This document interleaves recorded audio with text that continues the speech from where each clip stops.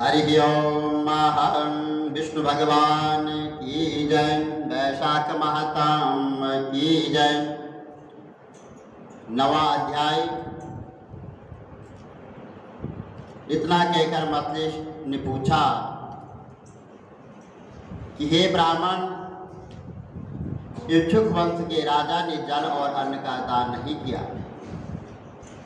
इसी से वह चातक और छिपकली की तथा साधु महात्माओं की सेवा न करने से गिद्ध की योनि में आया। परंतु आपने बतलाया कि वह 7 जन्म तक कुत्ते की योनि में आया।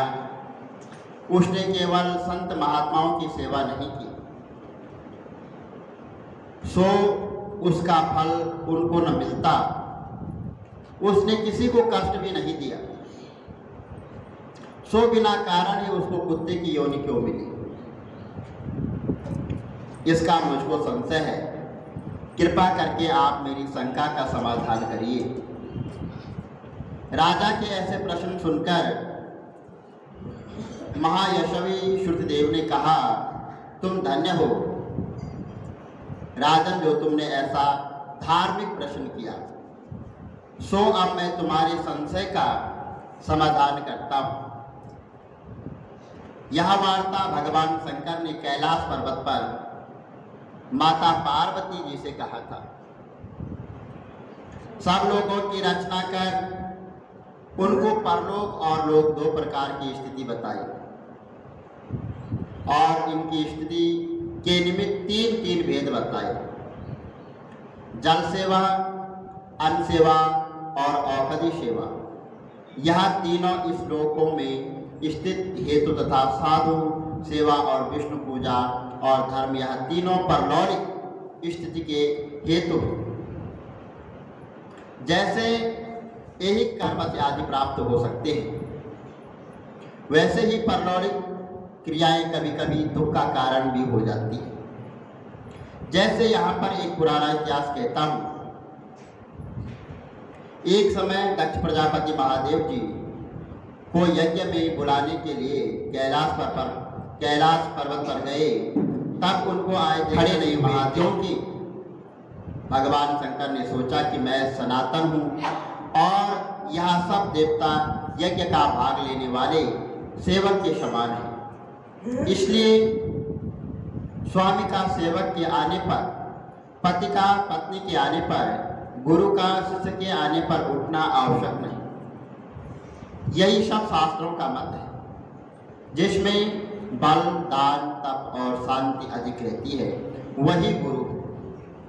जो स्वामी स्वयं अपने सेवकों के लिए उठते हैं, उनकी आयु, धन और यश तत्काल नष्ट हो जाते हैं। इसलिए यह मेरा प्रिय ससुर है, ऐसा विचार कर दक्ष प्रजापति की भलाई के लिए ही वहां उठे नहीं। और यह देखकर दक्ष प्रजापति को अत्यंत क्रोध आ गया और उनके सामने ही उनकी निंदा करने लगे कि देखो, इस दरिद्री को बड़ा अहंकार हो गया है। इसका धन केवल एक बूढ़ा बैल है, जिस पर केवल चर्बी रह गया है, कपाल की हड्डी धारण करता है। पाखंडी, अहंकारी, महा अपवित्र, किसी का शुभ कार्य न करने वाला, दरिद्रता के मारे शीश से दुखित हाथी, चर्म को ओढ़ने वाले, शमशान जिसका घर है, सर्पों का आभूषण है। न इसमें धीरज, न ज्ञान, भस्मासुर के डर के मारे दूर भाग गया। भूत प्रेतादि का संग, इसके कुल का कुछ पता नहीं। दुरात्मा नारद ने ब्रह्मा से इसकी बड़ाई की, जिससे मैंने अपनी कन्या सती का विवाह इसके साथ कर दिया। जैसे कुमार का घड़ा चंडाल के घर पहुंचने से किसी का नहीं रहता, वैसे ही मेरी कन्या का मुझसे कोई प्रयोजन नहीं है।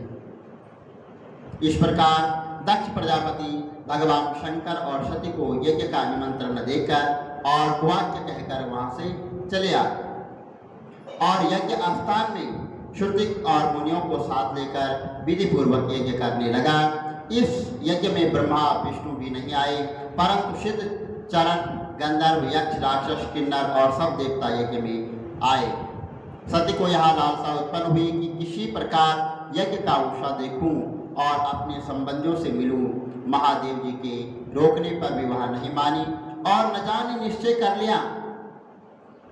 भगवान शंकर ने कहा कि हे भक्त, दक्ष सदैव सभा में बैठकर मेरी निंदा करता है, वहाँ तुमसे सह न होगा और तुम अवश्य अपना शरीर त्याग दोगी, अतः तुम अपने पिता के घर मत जाओ, इसमें कल्याण नहीं है। इस प्रकार समझाने पर भी सती न मानी और चुपचाप चल। तब पीछे जाकर नंदी ने उनको अपनी पीठ पर बिठा लिया और कितने ही भूत प्रेतादि उनके संग हो गए।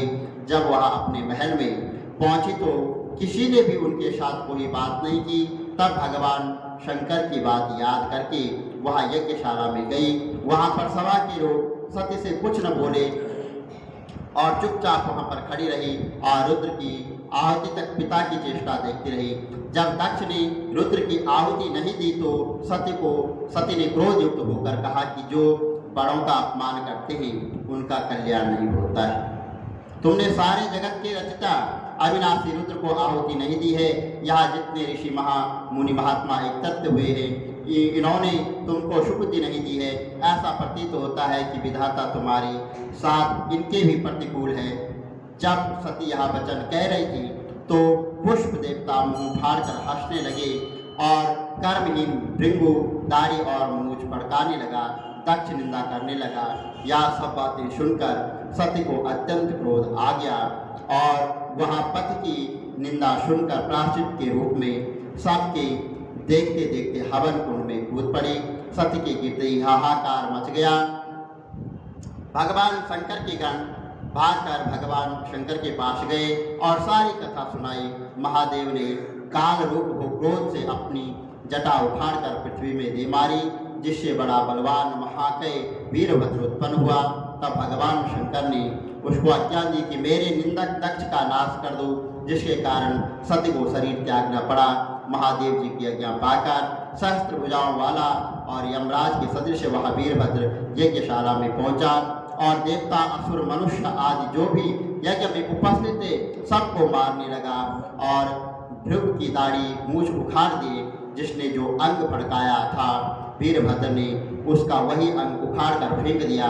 दक्ष का सिर काटने लगा, किंतु शुक्राचार्य मंत्र बल से उसकी रक्षा कर रहे थे, इसीलिए नहीं कर सका। तब रुद्र ने स्वयं भगवान शंकर ने उनका सिर काट डाला। इस प्रकार यज्ञशाला में आए हुए सबका संहार कर वे कैलाश को लौटे। जो मरने से बचे थे वह सब भागकर ब्रह्मा जी की शरण में गए।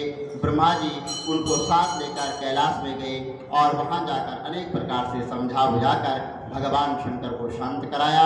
फिर महादेव जी को साथ लेकर यज्ञशाला में पहुँचे। यज्ञ में जो मारे गए थे उनको जीवन का दान दिया और महादेव जी ने दक्ष के धड़ पर बकरे का सिर रख दिया, जिससे आज तक उनके उपासक दक्ष को उनकी प्रसन्नता के लिए बम बम बम करते हैं। भृगु जी के मुख पर बकरे की दाढ़ी लगा दी, पुष्पक के दांत नहीं लगाए। उनसे कह दिया गया कि वह पीस कर खा लिया करेगा।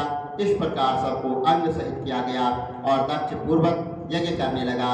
यज्ञ संपूर्ण होने पर सब देवता अपने अपने स्थान को चले गए। बोलो शंकर भगवान की जय।